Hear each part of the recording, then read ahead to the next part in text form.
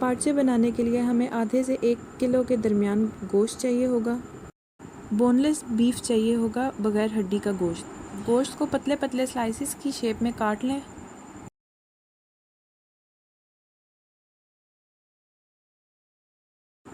कोशिश करें कि सारे पीस एक ही शेप के हों।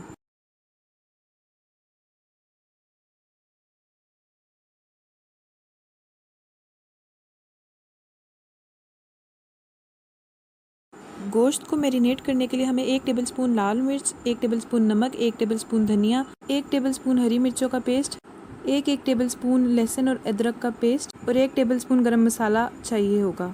सबसे पहले हम दही लेंगे और उसमें ये गोश्त शामिल कर देंगे। उसके बाद हम बारी बारी मसाले शामिल करेंगे, जिसमें 1 टेबलस्पून लाल मिर्चें, 1 टेबलस्पून नमक, 1 टेबलस्पून धनिया, 1 टेबलस्पून लहसुन और 1 टेबलस्पून अदरक और 1 से 2 खाने के चम्मच कुटी हुई लाल मिर्चें और 1 से 2 खाने के चम्मच हरी मिर्चों का पेस्ट शामिल करेंगे। उसके बाद इन तमाम चीज़ों को अच्छी तरह से मिक्स करेंगे।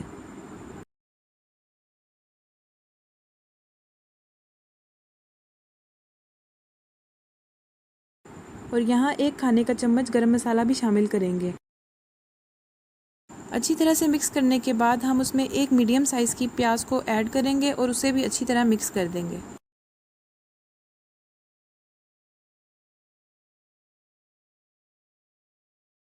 फिर इसको हम आधे से 1 घंटे के लिए मैरिनेट करने के लिए रख देंगे। जब हमारा गोश्त मैरिनेट हो जाएगा तो कुकर में 6 से 7 खाने के चम्मच ऑयल डालें।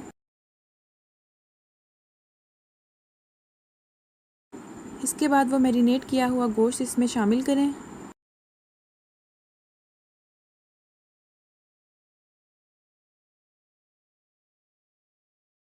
तो उसे अच्छी तरह से ऑयल के साथ मिक्स करें।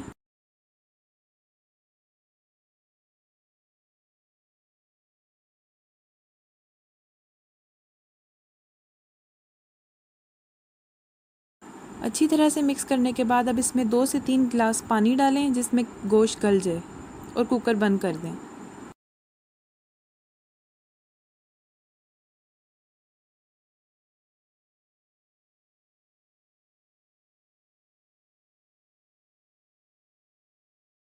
कुकर में 15 से 20 मिनट पकाने के बाद कुकर खोलें। जब गोश्त अच्छी तरह भुन जाए और उसमें ऑयल आ जाए तो मतलब कि हमारा सालन तैयार है।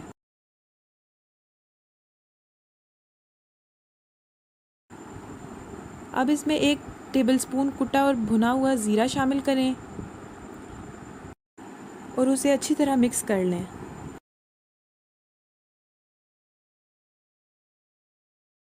फिर इसमें 1 चम्मच कुटा और पिसा हुआ धनिया शामिल करें और इन सब चीज़ों को आपस में अच्छी तरह मिक्स कर लें।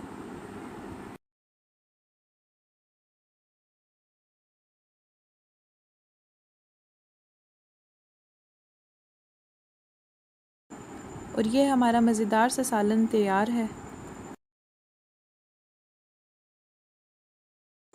गार्निशिंग के लिए मैंने यहाँ प्याज, हरी मिर्चें और हरा धनिया इस्तेमाल किया है।